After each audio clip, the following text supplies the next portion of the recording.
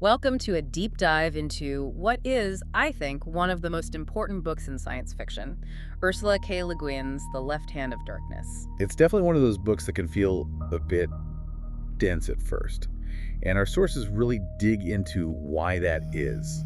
Le Guin built it with this intentional, what they call patchwork architecture. Right, it's not a straightforward narrative. You're getting an envoy's reports, then suddenly you're reading an ancient myth, then a journal entry. Exactly. And our mission today is to sort of unpack that, to pull out the huge ideas Le Guin buried in that structure and make them, tangible and memorable for you. And at the very heart of it all is this massive thought experiment. Maybe one of the biggest in the genre. It's the question that defines the entire planet of Gethen, or Winter as it's called. And that question is, what if gender wasn't fixed? What if it was serially mutable? And that one biological change just cascades through their entire society, is why the book is so powerful. Gethen isn't just some weird alien planet. It's, as one source puts it, the thumbprint whose thumb is our own world. A mirror? A mirror, yeah. It gives us this incredible lens on our own politics, our psychology, our ideas about connection. And nothing, I mean nothing, brings that home more than the line that every source we have highlights. Oh, it's the best. The king was pregnant. Right. And that one sentence just shatters everything you assume about power, about family, about identity. It's not a gimmick. It forces you to start from scratch. And to do that, we have to start with the biology, the Gethenian cycle, because everything from family to warfare stems from this. So let's break that down. How does the physiology actually work? Okay, so for most of their 26-day lunar cycle, call it 21, 22 days, they're in a state called summer. And summer is? It's an androgynous celibate phase. They're basically sexless, all potential, but nothing active. But then that changes dramatically. Yes. Then they enter Kemmer. It's a period of intense estrus that lasts for a few days. And when they find a partner in Kemmer, hormonal dominance kicks in and determines who takes the male role and who takes the female role. And they have no control over that part. No choice in the matter. And it's set for that cycle, which means any single person can be a mother in one cycle and a father in another. Which is where our main character, Genli I, the envoy from Earth, becomes a huge problem. A huge problem. Because he has a single unchanging gender. He's male, always. So from their perspective, he's a freak, a biological anomaly. Because he's basically permanently in Kemmer, he comes across as this oversexed, obsessive being, a pervert. Yeah, the sources call his experience appalling.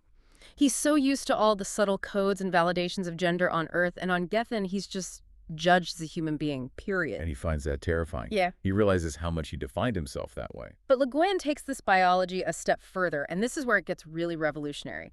She links it directly to war. Yes. The book poses this radical question. Is there a link between continuous sexual capacity and organized social aggression? Meaning our own fixed genders might be a necessary ingredient for, large-scale violence. That's the provocative idea. The Gethenians are described as not to be very aggressive. They've never had a world war. Why not? They lack the capacity to mobilize. The structures for that kind of mass conflict just never developed. And the source material floats this really intense hypothesis that maybe war, our kind of war, is a purely masculine displacement activity, a vast rape. Wow. Yeah. Take away fixed gender, and maybe you take away the very engine of global warfare. It completely changes the map. So you have this huge sociological question playing out, but the real core of the book is so much more personal. It's about the relationship between Genli and this Gethenian statesman, Estraven. Absolutely. It all comes down to them. Estraven, who gets branded a traitor, and Genli the alien. And their bond is forged in the most extreme conditions imaginable. This epic Shackleton-esque trek across polar ice. Right. And that brutal physical journey across this massive and different landscape is just a perfect metaphor for their internal journey toward trusting each other. And it's on that journey that Genli has the book's biggest emotional breakthrough. It's about what it actually means to connect with someone. It's such a beautiful realization. He understands that their love, their bond, came from the difference between us, not from the affinities and likenesses.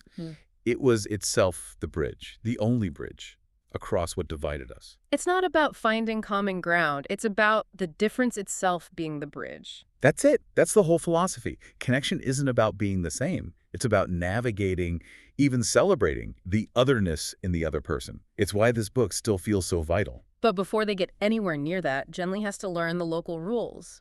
Which brings us to this incredibly frustrating, untranslatable concept of Schiffgrethor. Yeah, Schiffgrethor. It's so hard to pin down. It means prestige, face, honor, pride relationships. Generally just sees it as people trying to save face. He thinks it's silly, but Estrevin shows him it's much deeper. So much deeper. He tells Generally that the word Schiffgrethor comes from an old word for shadow. Which is an amazing connection. It is. It means your status, your prestige, isn't just about what people see.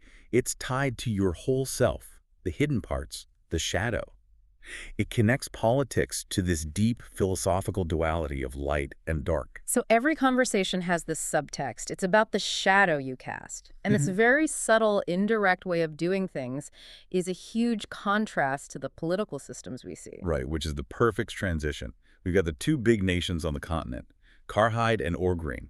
Two very different answers to how to organize the society. Karhide is just chaos. It's described as not a nation, but a family quarrel. A perfect description. It's anarchic, full of feuds. The king is paranoid, but as the source says, his insanity had logic. Power there is all about that subtle Schiffgrethor. And on the other side, you have Orgrimmar. The state of perfect order. Centralized, bureaucratic, efficient. Everything related to the government is called a commensal. Which means? To eat together.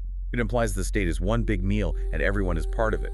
The individual is consumed by the collective. Order above all else. And Genly learns the hard way that order has a very, very dark side. A chillingly dark side. Yeah.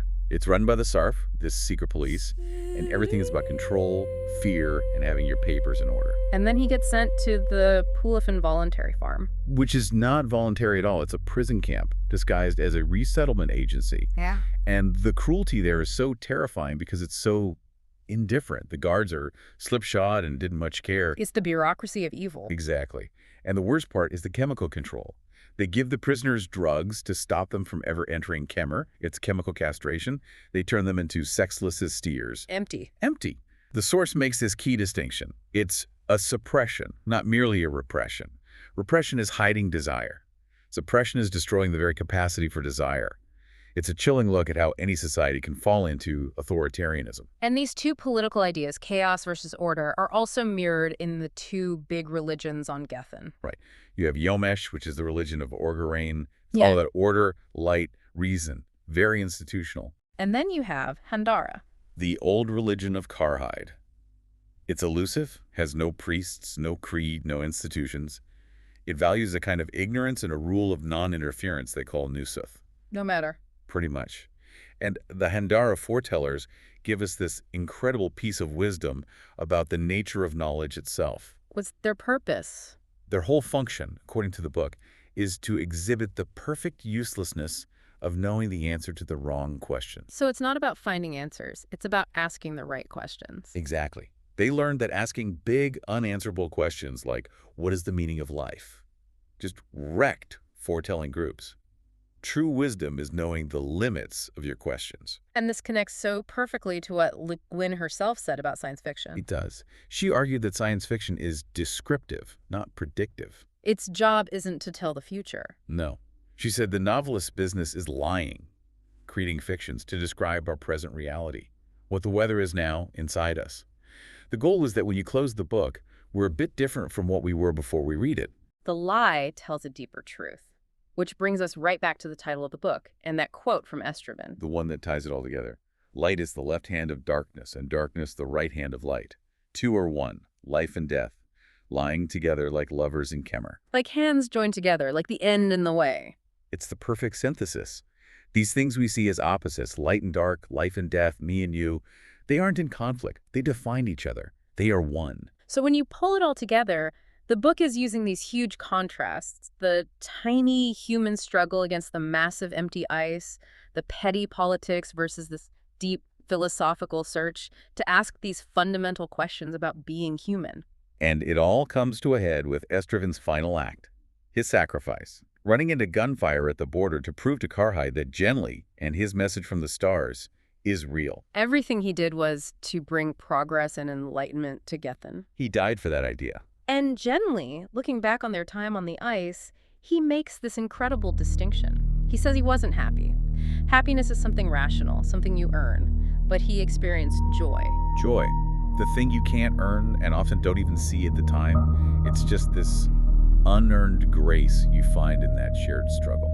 Maybe the most important lesson from that whole journey. I think so. And the book ends on this really quiet but powerful note. Genly is talking to Estraven's son, Sorbet, and the boy asks him to tell him about the other worlds out among the stars. And that question isn't just for Genly, it's for us. If this book is a great lie meant to describe our own truth, then LeGuin is asking you, the listener, a final question. What kinds of stories, what kinds of metaphors do we need to tell ourselves now to build a better future? A good thought to leave you with. Until next time.